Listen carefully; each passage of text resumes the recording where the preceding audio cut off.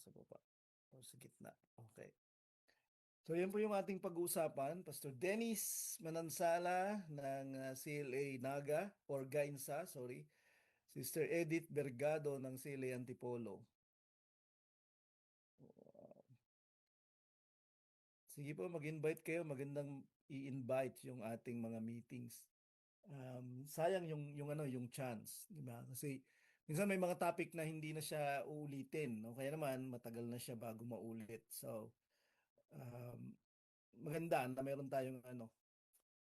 tayong pagkakataon na katulad dito. So ito po yung ating pag-uusapan. Okay, I am sharing right now. Christian manifesting. Dapat merong question mark sa dulo. Christian manifesting. Yan. So, kasi wala tayong manifesting and this topic will prove that.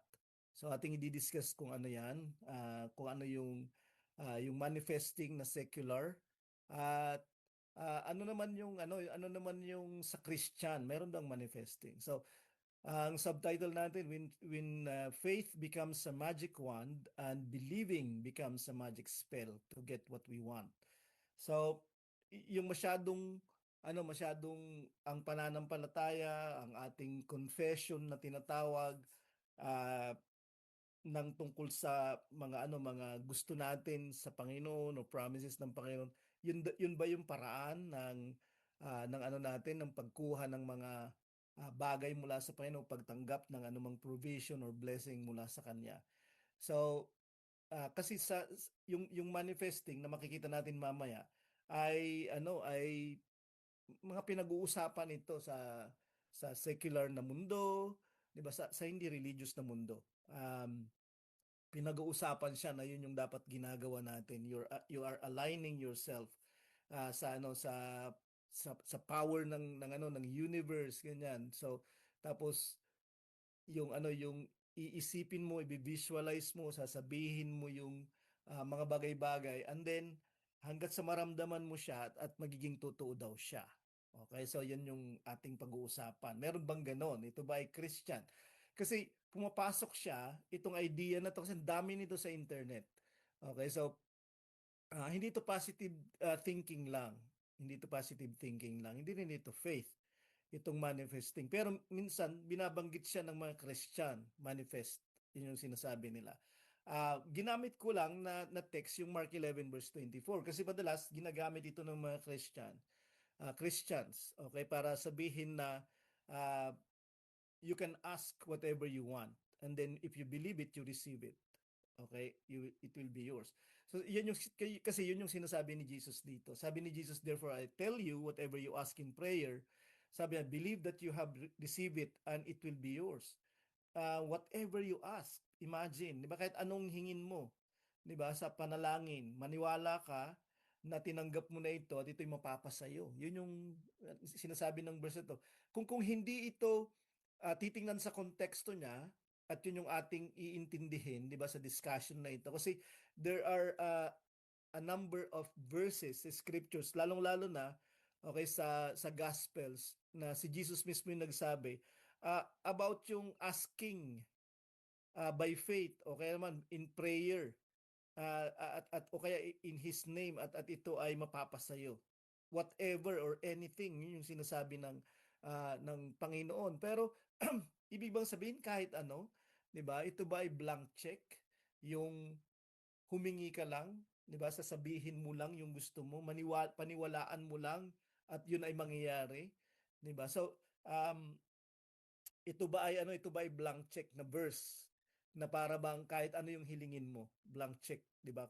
Ang blank check ay kahit anong isulat mong amount dun sa blank na cheque, 'di ba? Ay at pwede mo na siyang i-in cash. Yun ba yung ibig sabihin no? Na kahit ano hilingin mo, kasi katulad ng sinasabi na whatever you ask. Believe it that you receive it and it will be yours. Titingnan natin in context yan mamaya. So, parang ang faith at believing ay nagiging magic wand at magic spell, na para bang sa magic kasi, 'di ba, alam natin yung pinakasikat, 'di ba, yung mga nakapanood ng series ni Harry Potter, 'di ba? At meron pang iba pa after that na mga tungkol dito sa mga magic. na meron lang silang sinasabi at tas nangyayari yung sinasabi nila.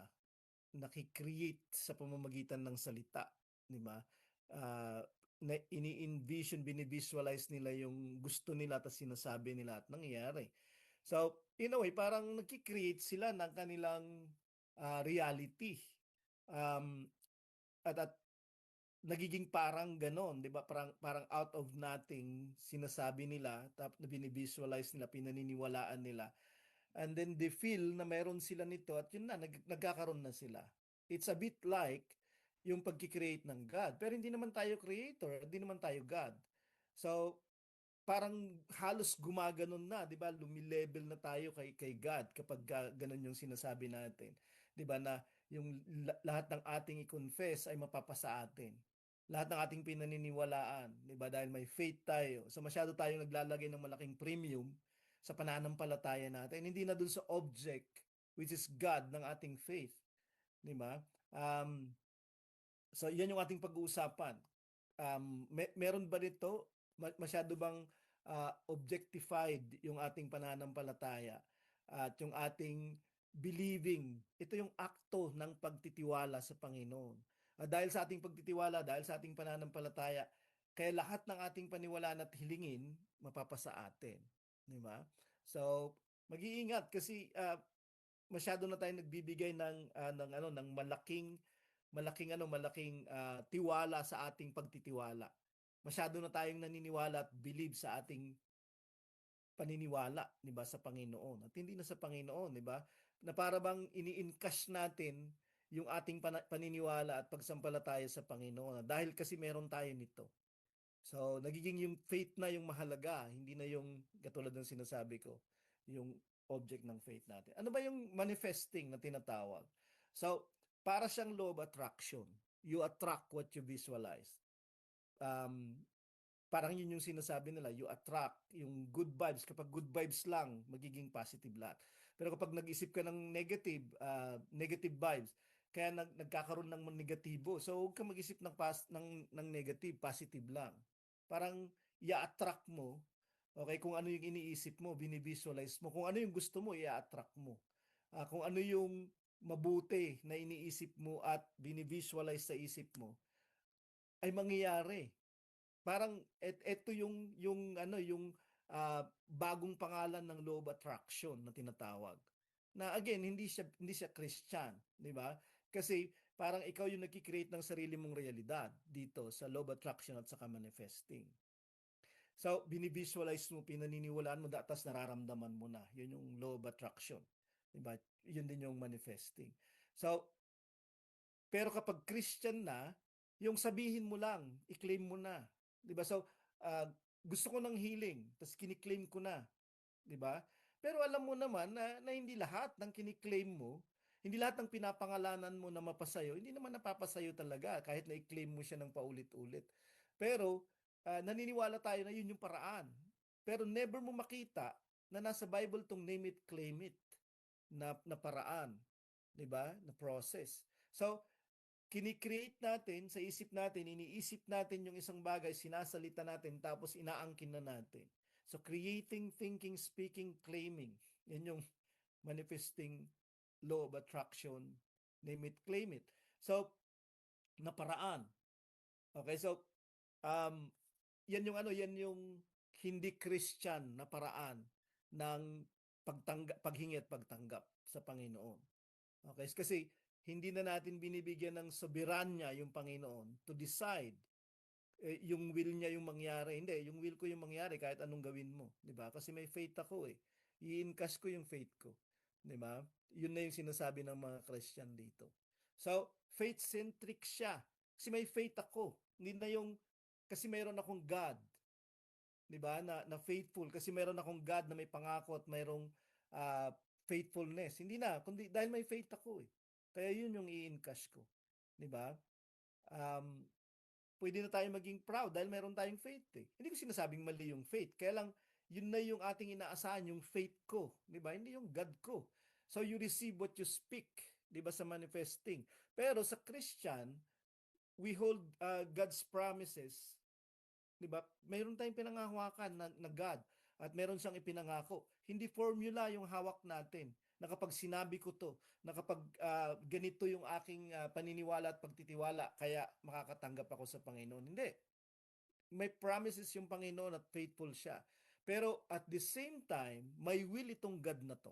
Diba? At makikita natin kung bakit ganito yung sinasabi ko. We trust a person sa Christianity, not a process. Okay? Hindi yung process of believing, hindi yung process lang ng pagsasalita o kaya naman pagbi-visualize sa pagki-claim. Hindi yun yung process. Kundi pinagtitiwala natin yung Panginoon, yung God, di ba? Yung person, hindi yung process. Sa Job 2 verse 7. So, nandito yung kwento ng isang tao na matuwid at ang Panginoon ay believe kahit ang Panginoon ay hindi naman pinagyayabang, ikinikwento siya, di ba? At kahit kay Satan at obviously si Satan ay na-provoke, di ba, na itempt si Job at pinahintulutan siya ng God. Di ba sa chapter 1, chapter 2, itong matuwid na tao na to na faithful sa Panginoon, di ba, na siya ay matapat, siya ay tinukso, siya ay sinubukan. Okay? So dito sa pangalawang pagsubok niya ay nagkaroon na siya ng madaming sakit. Okay, simula bumbunan hanggang talampakan. So Satan went out from the presence of the Lord and struck Job with loathsome sores from the sole of his foot to the crown of his head.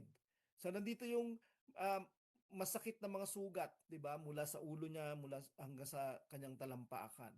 At ito ay pagkatapos na ang lahat ng kanyang mga anak ay namatay, ang lahat ng kanyang ari-arian, ang lahat ng kanyang mga hayop na mga ari-arian niya at mga properties niya nasunog, nasira, um, ninakaw, 'di ba? At ginamit ni Satan, marami siyang paraan, 'di ba? Si Satan, ginamit niya yung mga tao na masasama, the Sabians and the Chaldeans.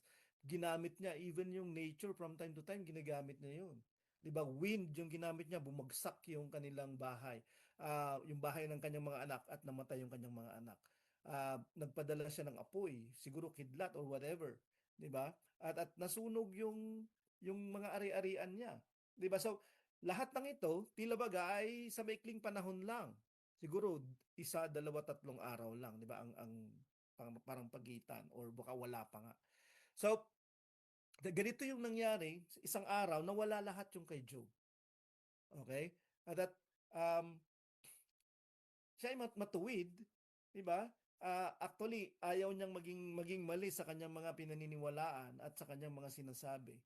'Di ba? Gusto nga niya na ang mga anak niya ay maging matuwid. Kaya lang nandito si Satan, isang isang personality or isang character dun sa buhay ni Job, sa kwento ni Job. 'Di ba? Na hindi siya pwedeng i-deny na kahit sa atin ay pwedeng umepekto, umaapektuhan tayo, 'di ba, ng kasamaan na kahit ano pa yung sasabihin natin, no? Kahit ano pa yung i-manifest ng bibig natin, i-visualize ng isip natin, um, hindi natin may deny yung evil. At sa atin, pwede siyang nangyayari at pwedeng nangyayari sa mga mahal natin katulad ng nangyari kay Job. Diba? Obviously, pero hindi naman magbabago yung taong matapat. Diba? Kasi sa Job 1 verse 20-22, si Job ay nag-worship pa rin, hindi niya pinag-isipan ng masama yung God at siya ay ganun pa din, hindi siya nagbago. 'Di ba? Ang nagbago ay ang kanyang panlabas na kalagayan pero yung kanyang kalooban sa Diyos ay pareho pa din. 'Di ba? So hindi dahil sa kulang siya sa manifestation. Hindi dahil sa inattract niya yung kasi negative siya na tayo. Hindi siya negative. Siya nga ay punong-puno ng pananampalataya eh. 'Di ba? Pero merong personality na tinatawag na devil. At yun ay pwedeng magbigay sa atin ng problema, yun ay pwedeng magbigay sa atin ng temptation, di ba? So, sinasabi ng manifesting ng law of attraction, we attract trauma, disease, or pain. Kapag yan yung iniisip natin, di ba? So, huwag kang mag-iisip ng masama, huwag kang mag-iisip o magsasalita ng tungkol sa sakit, kasi i-attract mo yung sinasabi mo. Yun yung sinasabi nila. Hindi naman nag-isip si Job. 'Di ba? Pero si Satan ay sutil, sinasabi ng scripture, 'di ba? Siya ay cunning, sutil siya. At ano yung gagawin niya? Being Satan, being the devil, at magbibigay talaga siya ng problema. Um, So hindi dahil sa ina-attract natin yung trauma, disease, or pain, nangyayari talaga siya. Di ba may viruses sa paligid, mayroong bakterya sa paligid, at kapag hindi tayo naglilinis, di ba pwede tayong maapektuhan ng mga to. Okay? Or kapag may mga aksidente at disgrasya, di ba makaramdam tayo ng sakit at kirot. Di ba? Minsan may mga tao na masasama katulad ng Sabians at ng mga Chaldeans, di ba? At magbibigay sila ng trauma sa atin because of the abuses done by them to us. Di ba? At nagkakaroon ng, not because we attract them, ayaw nga natin eh. Kaya lang, um, ganun yung ginagawa nila, di ba? So sa John 9 verse 2 to 3, so mayroong isang tao dito na pinagaling ni Jesus being genetically blind. Mula sa kanyang kapanganakan siya ay bulag. At ang mga alagad niya ay nagtanong kay Jesus dito, di ba? Bakit siya pinanganak na bulag? Dahil ba sa kanyang kasalanan o kasalanan ng kanyang mga magulang? Kasi muli, merong idea tayo na ganoon. Di ba na dahil sa kasalanan, kaya tayo ay nagkakaroon ng kaya tayo napipirwisyo, kaya tayo nakakaramdam ng mahirap at sakit at iba pa, 'di ba? Dahil sa ating pagtanggi sa God or sa kanyang hindi pagsunod sa kanya. Pero dito, sabi ni Jesus Christ, neither this man nor his parents sinned. Di dahil sa kasalanan niya o ng kanyang mga magulang kaya siya bulag na pinanganak. Instead, he was born blind so that God could show what he can do for him. So, merong mga ganitong kalagayan, 'di ba, na uh, ang Panginoon ay gagawa ng himala, 'di ba? Hindi dahil sa uh, nakagawa tayo ng masama or whatever o nagkasala tayo, pero merong kasalanan na kapag ginawa natin, pwede tayong magkasakit. Okay, pwede tayong kapag gumamit tayo ng substances like drugs or uh, kung tayo ay manginginom, talaga magkakasakit tayo diyan kung sakali, di ba? Pero eto hindi dahil sa sakit, pero ang Panginoon ay handa na mahayag yung kanyang miracle dito sa taong ito. Okay? At merong ganung mga pagkakataon. I'm not saying na sa lahat ng pagkakataon ganun siya. I'm not saying na sa lahat ng pagkakataon bakterya yan, masamang tao yan, na nag-iisip ng masama, naiinggit sa'yo. Pwedeng mangyari, pero hindi lahat ng masamang nangyayari, mahirap na nangyayari sa'yo ay galing sa mga yan. Or galing kay Satan, o kaya naman dahil gusto ni Lord na uh, ipakita niya yung kapangyarihan niya sa'yo. Maring hindi, di ba? Maring hindi. Pero yung gusto kong sabihin ay, hindi dahil ina-attract nila. Di ba? Sinasabi nila yung masama, kaya nangyayari yung masama sa kanila. So, hindi lahat ng masama. Ganun din yung mabuti. Manifesting is not true. Cancer, poverty, depression. Di ba? Hindi dahil sa sinasabi natin na gusto natin itong mga to. Okay? O iniisip natin. Kundi nangyayari talaga sila eh. Dahil sa environment, dahil sa lifestyle, o dahil sa bacteria, o dahil sa viruses, o dahil sa may mga taong matitigas yung ulo, nahahawaan tayo, o kaya naman gumagawa sila ng abuse sa atin at natatrauma tayo at nagkakaroon tayo ng depression, o kaya naman dahil pabaya yung tao mismo sa sarili niya. Di ba? Hindi niya inaalagaan yung sarili niya. Kaya kahit ano pa yung i-visualize mo, ano pa yung i-claim mo, ano pa yung i-confess mo, kung hindi ka naman nag-iingat, kung hindi ka naman, yung lifestyle mo naman, ganun pa din. Magkakasakit ka talaga. Diba? Kung sakali. At anong mangyari kapag gano'n? Mawawalan ka na ng pagtitiwala sa Panginoon kasi inisip mo yun yung paraan. You trust the process, not the person. Diba? Hindi yung promises niya but the formula. Yun yung pinagkakatiwalaan. John 11 verse 4, nung namatay si Lazarus, di ba? Sabi ni Jesus Christ, natutulog lang yun, gigisingin natin. Sabi niya, when Jesus heard the message, He said, his sickness won't result in death. Hindi talaga siya tuluyang mamamatay si Lazarus kasi they will go there. Di ba? Para siya ay buhayin ulit. Instead, this sickness will bring glory to God. So muli, merong ganitong kalagayan that will give God the glory. Kasi why? Lahat dapat ng ating ginagawa is for His glory. Di ba? Mamaya makikita natin na yun din yung dahilan kung bakit nagbibigay siya sa atin. Di ba? Dahil sa kanyang kalwalhatian. Hindi para yung desires natin, yung dreams natin, yung uh, happiness natin ay mapunuan. Hindi. Kundi sa pamamagitan ng pagbibigay niya sa atin ay mag-glorify siya. Hindi dahil sa wala siya, dahil sa makasarili si God. Hindi dahil sa maramot siya o kaya naman wala siyang self-confidence. Hindi. Kasi yun yung dahilan kung bakit tayo nilikha. 'Di ba? For Him and Him alone.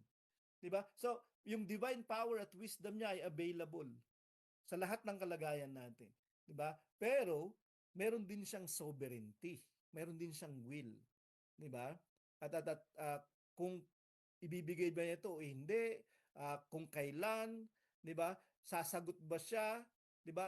Pwede ang sagot niya yes, no, o kaya naman not yet, o kaya naman may better siyang gagawin kung hindi yung tatlo yung isasagot niya.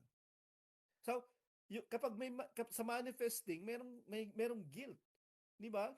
Kasi kapag nagkasakit na yung nagma-manifest, paano na?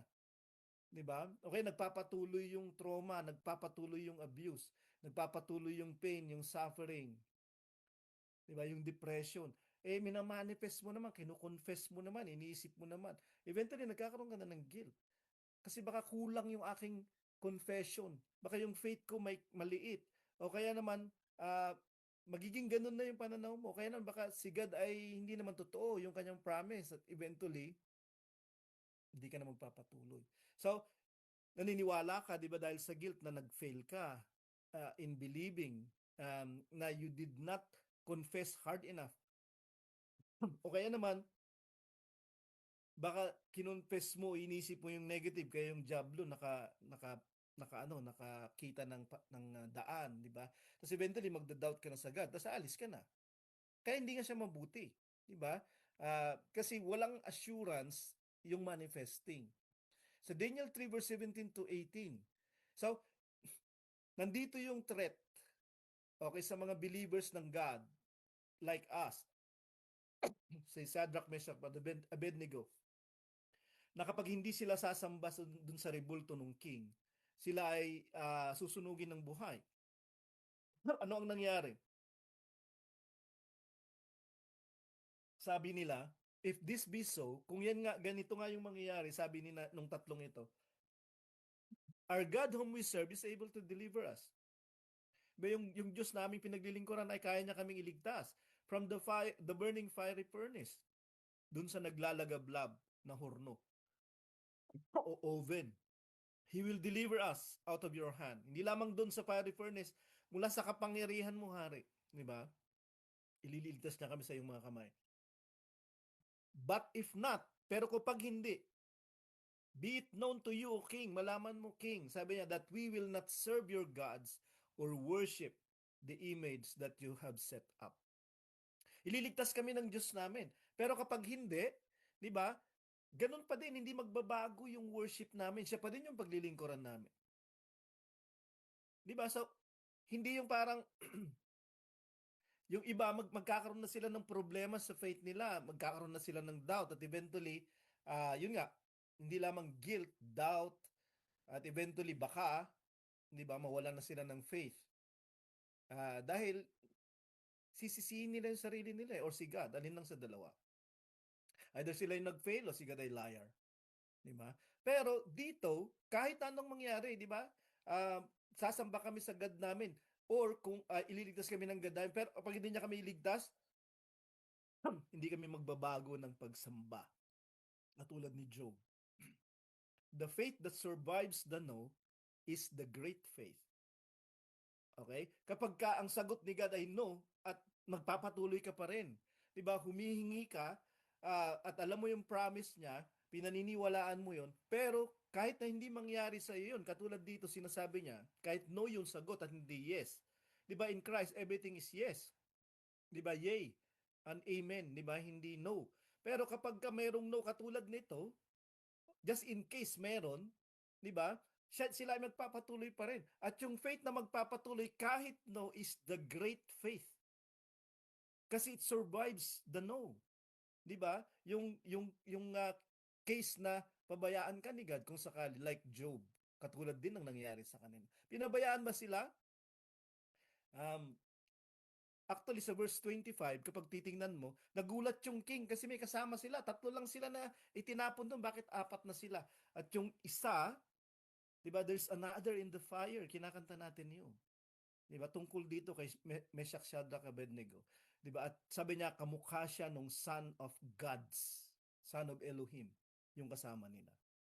Kasi kung hindi tayo ililigtas ng God doon, sasamahan niya tayo doon. Yung no ni God ay hindi pagtanggi niya sa atin, hindi pagtakwil niya sa atin o pag-iwan at pagpapabaya, kundi sasamahan niya tayo doon, katulad ng nangyari sa kanila. Kasi bakit? Jesus is God with us. Kahit ano yung kalagayan natin, is Emmanuel. Isaiah 7 verse 14. Ephesians 1 verse 3. Di ba? So, siya yung sasama sa atin. Pero ano ba yung ating hinihingi kung sakali sa manifesting? Ano ba talaga yung hinihiling natin? Blessing, di ba? Humingi tayo ng blessing. Pero baka provision yun kasi natural yun, di ba? Kasi blessed na tayo. Sabi niya sa Ephesians 1 verse 3, Blessed be the God and Father of our Lord Jesus Christ, who has blessed us in Christ. Kasi in Christ tayo, di ba? With every spiritual blessing in the heavenly places. Nasa mga lugar ng kalangitan. 'Di ba, na ibababa niya lahat 'yun isang araw o dahan-dahan niyang ipinapakita sa atin by the Holy Spirit. 1 Corinthians chapter 2. 'Di ba? Pero spiritual blessings 'to. 'Di ba? Yung mga realizations about God, yung mga realizations about His love, yung realization about the promises of God, yung mga realization tungkol sa eternity, yung mga realization tungkol sa kanyang kingdom na doon tayo titira isang araw, about His forgiveness, about His grace, yung spiritual na mga bagay. Eventually, di lamang spiritual na mga bagay in heavenly places. Sabi sa Galatians 3 verse 14, ito yung pagdating ng Holy Spirit. The blessing of Abraham is the promised Holy Spirit. Sabi niya sa Galatians 3 verse 14. At sa Hebrews 11 verse 10, di ba? Sabi niya, si Abraham ay pinagpala, pero hindi ng lugar at ng bayan na ang nagtayo ay tao, kundi sabi niya sa Hebrews 11 verse 10, ang nagtayo sa bayan na hinahangad o inihintay ni Abraham na pinangako ng Diyos ay yung Diyos mismo. At doon hindi kanya ikakahiya. 'Di ba? Ibig sabihin tanggap na tanggap kanya doon. Yun yung mga blessings, si Jesus, yung Holy Spirit, yung pupuntahan natin na kanyang kaharian, etc. 'Di ba? Pero ang manifesting ay nakatutok tayo doon sa ating doon sa ating gusto, doon sa ating uh, claiming, doon sa ating speaking, doon sa ating faith. Pero yung Christianity nakatutok tayo sa Diyos. Okay? Hindi lamang sa promises niya, kundi dun sa promiser. Hindi lamang dun sa gifts, kundi sa giver. Hindi lang dun sa blessing, kundi dun sa blesser. Di ba? So, God-centric, hindi tayo faith-centric, hindi tayo self-centric, hindi tayo ganoon. You receive what is according to His will. Dun sa manifesting, you receive what you speak, what you visualize, what you dream of. Diba? Pero dito sa God-centric Christianity, you receive what is according to His will, according to His truth, according to His promises, according to His faithfulness, according to His character. Diba? Kung nakilala natin siya. Diba? Mas lalo natin siyang makikilala. Diba? Kahit sa mga bagay na ating inihiling sa Kanya. Kasi sabi sa 1 John 5 verses 14 to 15, and this is the confidence that we have toward Him. We are confident. Bakit? That if we ask anything according to His will, He hears us. And if we know that He hears us in whatever we ask, we know that we have the requests that we have asked of Him. Diba? So, ito yung kumpiyansa natin. Ang context nito ay kumpiyansa at hindi tayo natatakot, 'di ba? Wala tayong fear sa mga hearts natin, kundi mayroon tayong confidence sa heart natin, sa pagharap natin sa God natin. Obviously, dahil sa kanyang pagliligtas, dahil kay Jesus Christ, 'di ba? Sabi niya dito, yung confidence natin sa kanya, na kung tayo ay hihingi sa kanya ayon sa kanyang kalooban, hindi lamang ask anything, kundi according to His will. Kasi ito din ay asking of anything. So huwag ka lang gagamit ng isang verse. Tingnan mo lahat ng mga verses about asking of anything. At dito sinasabi niya according to His will. 'Di ba? Tapos He hears us. lalo na pag nag-request tayo, natatanggap natin. Kasi bakit? Ayon sa kalooban niya yung hinihiling natin. Hindi lang yung gusto ko. Yung sabi ni Jesus Christ, minamanifest niya na ayoko nitong cup na ito. 'Di ba? Bago siya hulihin sa Gethsemane, I don't like this cup, may this cup pass from me. Yun yung kanyang minamanifest, kung that is manifesting. Pero hindi yung minamanifest niya yung nangyari kasi sabi niya, it is not my will but yours be done. At pinakita niya sa atin yung paraan. Hindi lamang ng prayer, kundi yung what is the content of our prayer. His will. Di ba? Nagiging, ano tayo, kapareho tayo ng kanyang will. Kung wala tayo sa will na ginugusto natin, nasa will niya tayo. At kapag nandun na tayo sa will niya, according na tayo sa kanyang will, yung isip natin, yung desire natin, yung dreams natin, etc., we will ask no different from His will. That is why He will give it to us. Diba? Yun yung nangyayari sa bagay na to. We honor God as sovereign kasi will niya yung hinihintay natin. At maybe He will, maybe He won't. Maybe He will wait, we will wait. Maybe He will have better for us, diba, than what we ask. Baka meron, diba? So, we honor God as sovereign kapag we ask according to His will. Diba? So, ang manifesting ay hindi siya scriptural. Nakita na natin siya, di ba? So makikita natin kasi ito yung mga ginagamit ng verses katulad ng sinasabi ko kanina ng mga Christians na nagmo-manifest. Kasi sabi nila, whatever you ask in prayer, believe that you have received it and it will be yours. Di ba? Yun yung sinasabi nila. Kaya lang madalas out of context. Kasi yung context nito ay uh, tungkol sa ano nga ba yung konteksto nito? Napakarami ko kasing inilagay dito. So, sa Mark 11, verse 24. Yan. Tungkol ito sa faith, 'di ba? Na dapat meron na nagtatanggal daw nung mountain. At hindi lang 'yon, um, yung mas nauna pang kwento kung bakit niya sinabi ito. Kasi nagkwento siya ng isang o hindi siya nagkwento, siya ay naghanap ng pagkain. Nakita siya ng fig tree, tapos yung fig tree ay hinanapan niya ng bunga kasi panahon ng pagbunga pero walang bunga. 'Di ba? Tapos kinurse niya, tapos nag-withered yung fig tree. Nung kinurse siya ng Panginoon right away. Tapos yun na yung faith na sinasabi niya na it can move mountains. 'Di ba? Hindi lamang gagawin niya yung fig tree or any tree na mag-wither. So, pero hindi siya literal. 'Di ba? Kasi wala namang gumawa ng ganito. May mababasa ba tayo? 'Di ba? Aside from Jesus Christ na nakapag-wither, 'di ba? Natuyot yung kanilang sinumpa na halaman or tree ng mga disciples, walang nakagawa nito. O kaya naman yung magpalipat ng mountain, wala naman nakagawa nun eh. Kahit si Jesus or si Jesus siguro nung create niya yung lahat, 'di ba? Pero kapag ito ay hindi literal at ito ay symbolical, oo, yung fig tree ay sinisimbolo ng hindi lamang ng Jews kundi yung kanilang religious system, 'di ba, na walang bunga. Okay? Hindi nagbubunga ng kaligtasan, hindi nagbubunga ng bunga ng espiritu kasi hindi nila tatanggapin si Jesus sa buhay ni Jesus. Hindi nila tatanggapin. Yun yung religious system, yun yung fig, 'di ba? Na hinahanapan niya ng bunga, walang bunga. Hindi sila talaga nagpupuri sa Panginoon, 'di ba? Lips lang, hindi yung heart nila. 'Di ba? Ito yung mga bunga na tinatawag. Walang nasisave. Okay, may religion pero walang nasisave. Yung mountain ay masigit pa dun sa mountain lang. Okay? Ang mountain sa scriptures ay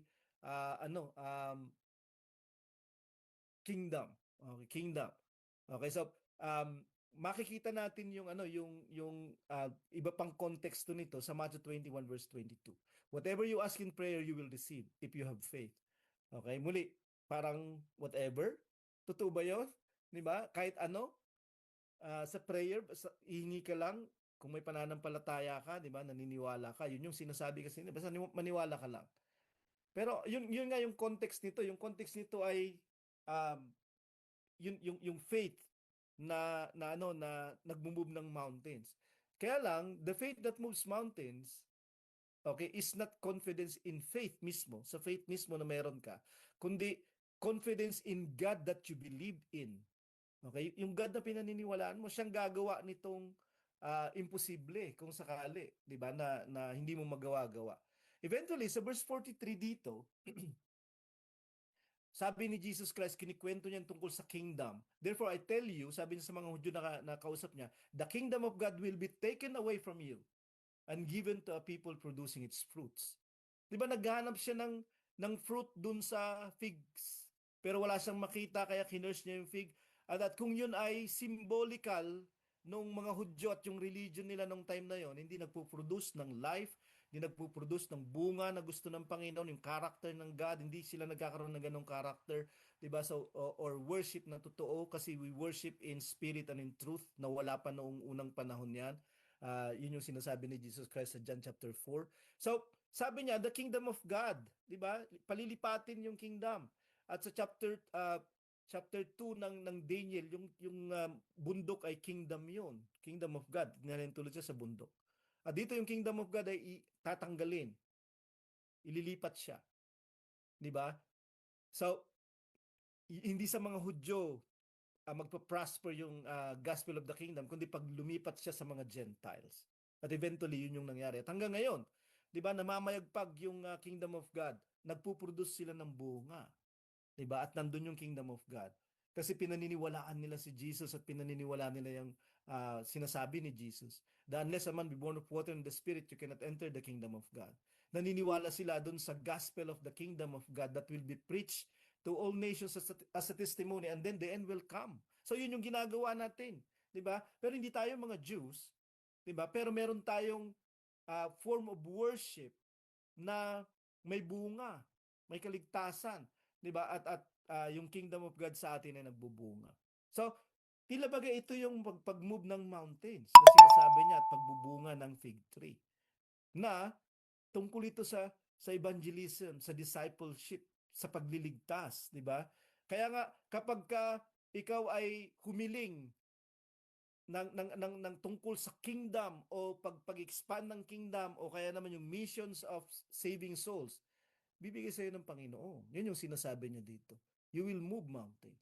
Out of context, kapag iniisip natin na ang ibig sabihin nito ay lahat na lang, blank check, na kahit ano ay hilingin mo, ibibigay niya sa iyo. Hindi, may context po yan.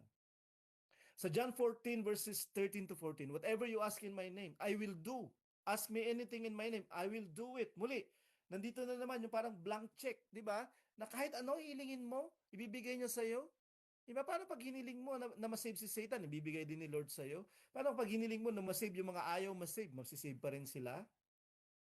I mean, di ba? Yun ba yung ibig sabihin nito? Di ba? Sige, humingi ka nga ng ano ngayon, ng bahay at lupa. Di ba? Kung magkakaroon ka kagad, di ba?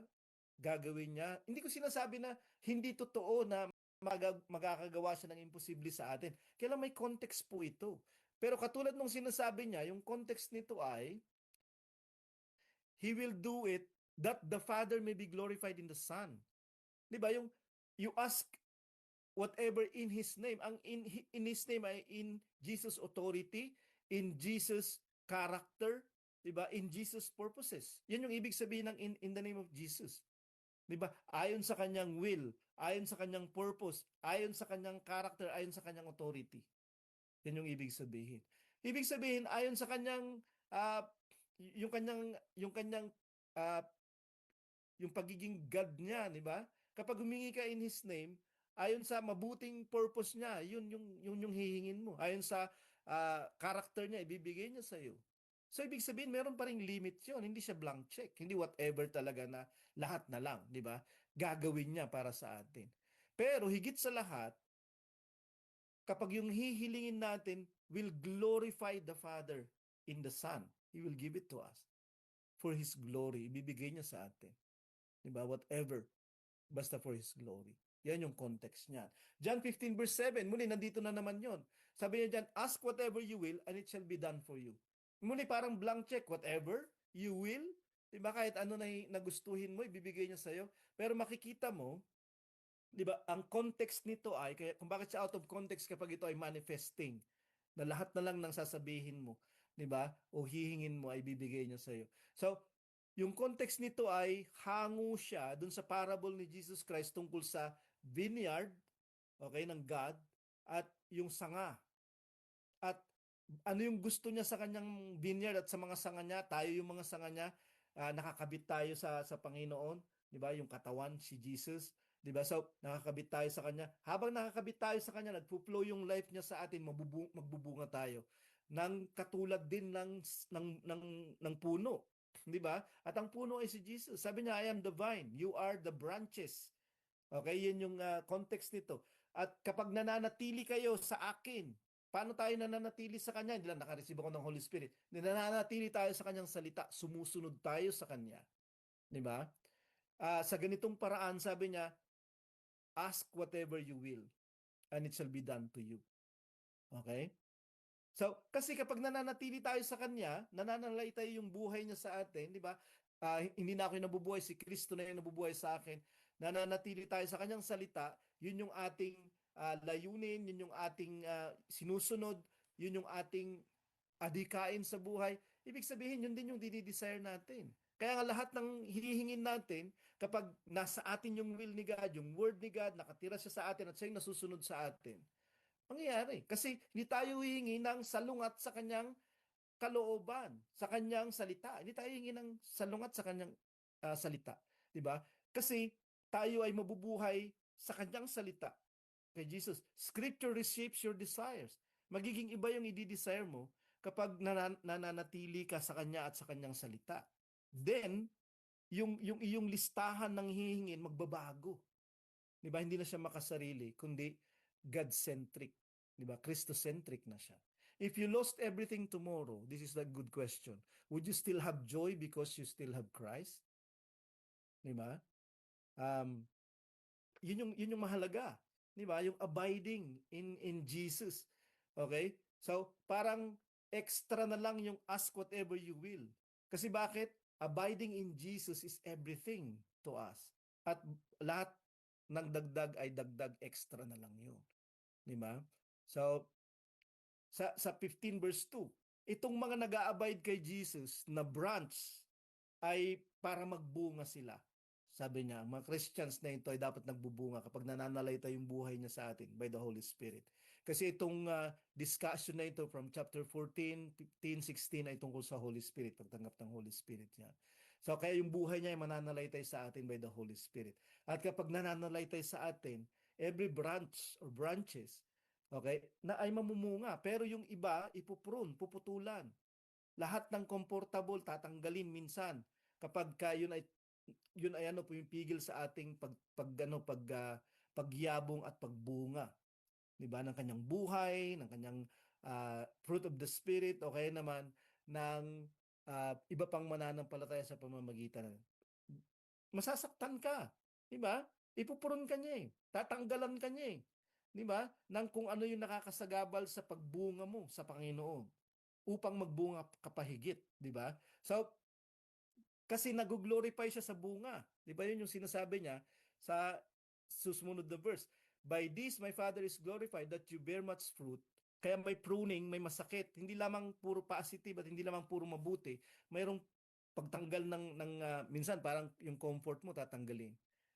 Minsan, 'yun, ibibigay talaga sa hindi blessing kundi trial, 'di ba? Um, at mapuprove kung sino talaga yung disciples. Kung sino yung natuto, may apply sila. 'Di ba? Kung nakikinig ka talaga sa salita, i-apply mo 'yan kasi disciple ka eh. We would never ask for anything but for His glory. 'Di ba? Magbubunga lang tayo for His glory. 'Yun yung ibig sabihin noon. Kaya ang hihingin mo ay for His glory para magbunga ka, para magpakapagpatuloy ka na nananatili ka sa Kanya at sa Kanyang mga salita. Disciple ka. So, sa verse 16, you did not choose me, but I chose you. Sabi ni Jesus, appointed you that you should go and bear fruit, that your fruit should abide. So that whatever you ask the Father in my name, He may give it to you. So pagpapatuloy lang ito nung chapter 15 verse 7 kanina. Yung whatever doon. Ganun din ito. Okay? Walang pinagkaiba. Hindi to blank check. Muli. Diba? Out of context kapag ito ay blank check. Kasi tungkol ito sa pagbe-bear fruit. Diba? Tungkol ito sa pananatili sa Kanya upang magbunga ka ng buhay niya. Kasi nananalaytay yung buhay niya sa iyo. Yung kalooban niya, yung kanyang desire, yung kanyang uh, purposes nasa sa iyo. When we pray for what we need to fulfill that mission, to be fruitful, okay? Evangelism or discipleship, the Father will give it to us. Yung hinihiling natin, whatever it is. Basta to fulfill the mission, to be fruitful, the Father will give it to us. Yan po yung context nitong chapter 15 verse 7 at chapter 15 verse 16 na whatever you ask in my name. So 1 John 3 verse 22, whatever we ask ulit, we receive because we keep His commandments and do what pleases Him. So eto, whatever we ask, we receive. Kasi, sabi niya, we keep His commandments, we are obedient, and we are pleasing to Him dahil sa ginagawa natin. Di dahil sa ating sinasabi, di dahil sa ating iniisip. Iniisip na natin na love natin siya at sinasabi natin na naniniwala tayo sa Kanya. Hindi. Because of what we do. Because we keep His commandments. Meron kasi tayong obedience. At ang ibig sabihin nun, muli, nananatili tayo sa salita niya. Yung kanyang desire natin, yung nakakapag-please sa Kanya, yun yung ating ginugusto. Kaya nga, ang hihilingin natin is what pleases Him. Kung ano yung nakakalugod sa Kanya, kaya ibibigay niya yun. Makakatanggap talaga tayo. Yun yung ibig sabihin nito. If we live in obedience, we can pray with absolute confidence. Bakit? Ibibigay niya sa atin. Kasi hindi tayo hihingi ng isang bagay sa God na hindi makakalugod sa Kanya. So muli, we ask not to for us to be happy but to please Him. Kaya nga, this asking will receive. Diba? So, pero kapag hindi tayo sumusunod sa Kanya, sa Psalm 66 verse 18, if I had cherished iniquity in my heart, the Lord would not have listened. Diba? Kung aking iningatan ang kasamaan sa puso ko, diba? Kahit sa puso pa lang, yung kasamaan, the Lord would not listen. Hindi siya makikinig sa prayers natin. Diba? Kahit nagpaplano pa lang tayo ng masama. Sa Proverbs 28 verse 9, if one turns away his ear from hearing the law, kapag ating ibinaling yung ating mga tenga sa pakikinig sa salita, hindi tayo nakikinig sa salita o kautusan, his prayer is abomination. Di ba? Karumal-dumal yung kanyang panalangin, hindi kanya papakinggan. Di ba? Ang kasalanan, ang hindi pagsunod, ang pagsuway, di ba, sa Isaiah 59 verse 2, ito yung nagpapahiwalay sa atin at sa ating God. At hindi siya makikinig. Kasi lumalayo tayo ng lumalayo. Kasi hindi siya pwedeng tumingin sa masama at marumi. Diba? Kaya nga, unscriptural yung mga ginagamit ng mga Christian manifestors. Diba, na mga verses. Kasi out of context siya. Dangerous din yung manifesting. Sa 2 Corinthians 12 verse 8 to 9. Nandito si Paul na humihingi siya kay God, pleading with the Lord. So ito yung minamanifest ng bibig niya. Diba? Na yung kanyang thorn in the flesh umalis. Binigay ba ni Lord yun? No. Ang sagot ni Lord, no. Hindi yun tinanggal. Pero sabi niya, my grace is sufficient for you. Look at my grace. Jesus is grace. Is the grace of God. The Holy Spirit is the Spirit of grace. Ito yung natin, ito yung source natin. 'Di ba? Siya yung ating kalakasan, siya yung ating buhay, siya yung ating kapunuan. Hindi tayo mawawalan. So sabi niya, my grace is sufficient for you. My power is made perfect in weakness. Sa kahinaan mo, makapangyarihan pa din ako. Di ba? Therefore, I will boast, sabi ni Apostle Paul, all the more gladly of my weaknesses. Hindi natin ina-attract kapag weak tayo yung negative. Hindi. Ang ina-attract natin kung hindi tayo aalis sa pagsampalataya sa Kanya at pagtitiwala sa Kanya, hindi natin pagdududahan na hindi niya tayo iniiwan, hindi niya tayo pinababayaan. His power, di ba, in the amidst our weaknesses will manifest. Hindi yung ma-manifest natin ng bibig natin, kundi siya mismo ay magma-manifest in our weaknesses. God is not our servant. Kapag manifesting, para bang sinasabi natin kay God, ito yung dapat mong gawin, ito yung dapat mong gawin, because I have faith. Hindi. Magsaserve pa rin tayo sa Panginoon. Diba? Dahil yun yung ating katawagan. At sa ating pagsaserve sa Kanya, kung meron tayong kahinaan, kung meron tayong trials, katulad ni Apostle Paul, hindi niya tayo pababayaan. Mark 14 verse 36, Abba, Father, all things are possible for you. Remove this cup from me, yet not that what I will, but what you will. So, ito yung prayer ni Jesus, katulad ng sinasabi ko kanina. We must love God, not use Him. Di ba? May will siya. Okay, makapangyarihan siya. Hindi natin siya gamit. Di ba? Tayo yung kanyang servant kung sakali. Totoo nag-serve si Jesus sa atin by uh, giving his life or by dying on the cross. Diba? Sa Hebrews 11 verse 6, without faith it is impossible to please Him. Kung wala kang pananampalataya, hindi mo siya mapalulugod. For whoever would draw near to God must believe that He exists and that He rewards those who seek Him. Kapag meron tayong pananampalataya, naniniwala tayo sa Kanya, hindi lamang na may God, kundi sa Kanya at sa Kanyang mga sinabi, merong reward. Okay? Pero hindi siya vending machine si God. Na anytime na gusto natin, ibibigay niya sa atin kasi meron nga siyang will eh. Di ba? Katulad ng sinasabi ko, lahat ng mga tila baga, okay, manifesting ng mga verses, tingnan natin yung ibang sinasabi niya kasi it is about His will, about His glory, at para mangyari yung kanyang kalooban na dumami yung maligtas sa pamamagitan natin. Romans 5 verse 3 to 4. Okay? Not only that, we rejoice in our sufferings. So, hindi natin ina-attract. Di ba? Kung we rejoice in our sufferings, okay, yung masama o kaya naman yung negative. Okay? Hindi. Kundi kapag may sufferings at yun yung realidad, hindi natin yun itatakwil. Hindi natin i-refuse. But we rejoice in the midst of suffering. Kasi merong paghubog sa atin dyan sa suffering na yan. Kasi it produced for us endurance, character, and hope. Diba? So, yan yung plano ng Panginoon. Huhubugin niya tayo, 'di ba, into another being. Merong transformation, okay, dito sa kanyang sa pagkilala sa kanya. Kapag kilala natin siya at hindi tayo aalis sa focus sa kanya. Even in sufferings we rejoice, and because we rejoice, magkakaroon ng endurance, magkakaroon ng character, magkakaroon ng hope. Magkakaroon tayo ng mga bagay na wala tayo. Okay? That's the plan of God. John 16 verse 33. Dangerous, 'di ba, yung manifesting, kasi ang sinasabi niya, wala tayo dapat negative. Pero sabi ni Jesus Christ, in this world you will have tribulation. Ito yung manifestation ni Jesus. Ito yung confession niya. You, the disciples will have tribulation. Are you a disciple? Am I a disciple? Yes, I will have tribulation. Not only persecution, tribulation. Not only temptation, tribulation. Di ba? Yan yung sinasabi ni Jesus. Hindi great tribulation pa, di ba? Pero magkakaroon ng tribulation. Pero anong sabi niya? Take heart, be of good cheer. I have overcome the world. So focus on Jesus. At imbis na magkaroon tayo ng faith crisis, 'di ba? Magkakaroon tayo ng higit na faith kasi if we look unto Jesus, He is the author, the starter, and the finisher of our faith. Lalago tayo ng lalago, 'di ba? Sa pananampalataya. Makaka-overcome tayo like Him. Philippians 1 verse 29 to 30.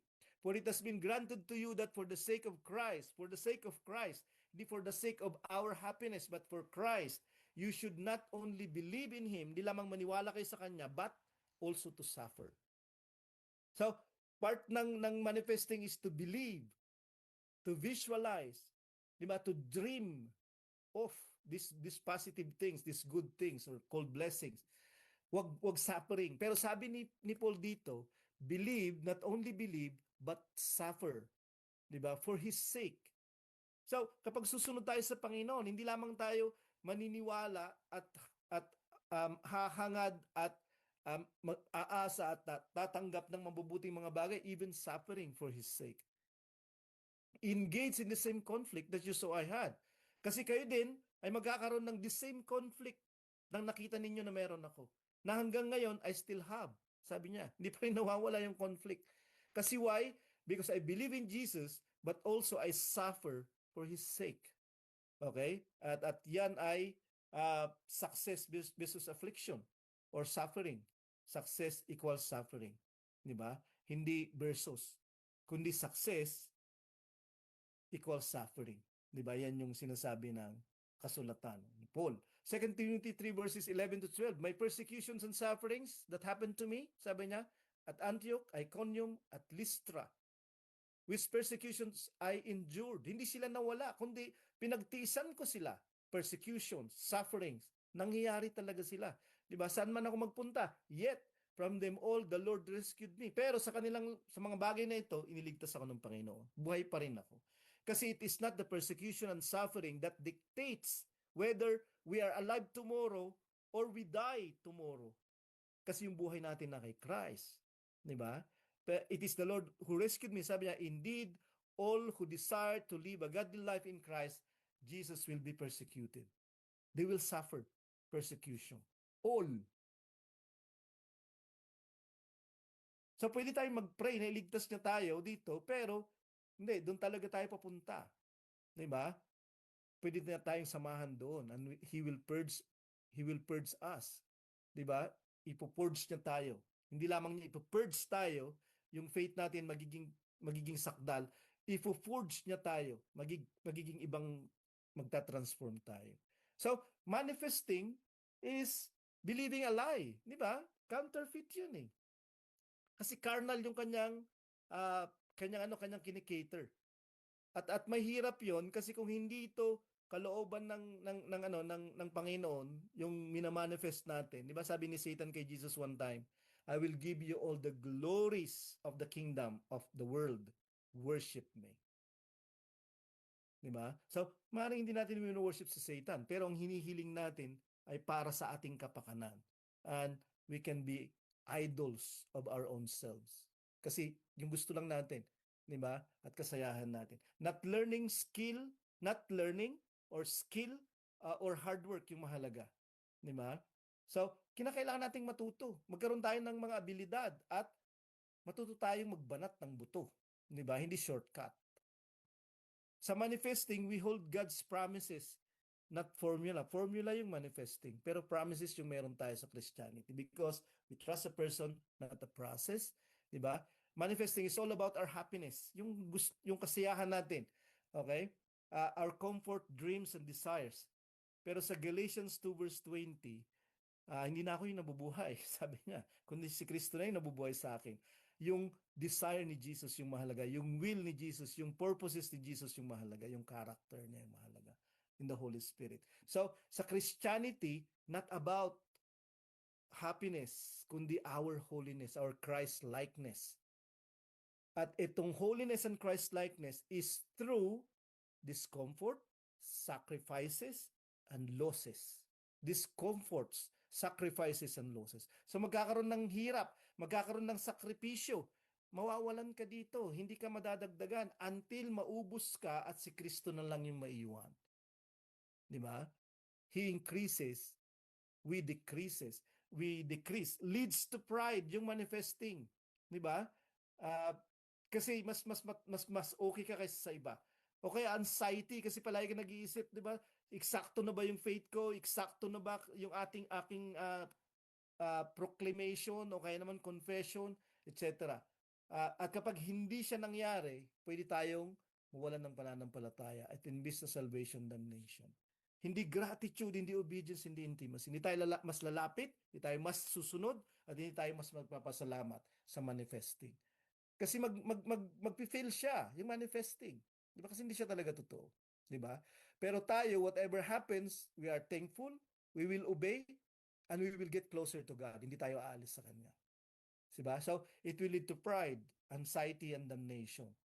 Not humility, not faith, not salvation ang manifesting. Magpapakumbaba tayo. Di ba? Kasi mauubos tayo kung sakali. Mauubusan tayo kung sakali. I am willing to spend and be spent, sabi ni Paul. Diba? Para sa kaligtasan, para sa layunin ng evangelism. Yung faith ay mas lalaki pa. Diba? Mas magiging kampante at mas magiging stable at peaceful.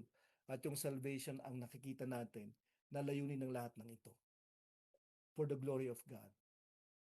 So yan po yung Christian manifesting, kung sakali. When faith becomes a magic wand and believing becomes a magic spell to get what we want. Diba? Hindi. To get what the Lord's will is and to do what He purposes, for us. Diba? Dahil saved na tayo. At wala nang pwedeng idagdag sa atin na mas makakapagpasaya pa sa atin. Kasi siya yung ating happiness at hindi lamang yung kanyang ibibigay sa atin. Diba? So, sana maintindihan natin ito. Alam ko na trading siya on uh, medyo kinakailangan pa siyang i-discuss, iba ng mas sigit kung sakali. So, kaya lang yung manifesting, katulad ng sinasabi ko, law of attraction, hindi siya biblical. Okay? At nakita natin yung mga pamamaraan ng scriptures at ng katuruan. Hindi lamang ni Jesus, kundi ng mga unang alagad niya, di ba, kung paano yung context ng mga bagay na ito. So, yan po yung Christian manifesting ulit. When faith becomes a magic wand, walang magic wand. And believing becomes a magic spell. Hindi. To get what we want. Hindi. To get to what the Lord wants and wills for us. Good evening po. Good day. God bless.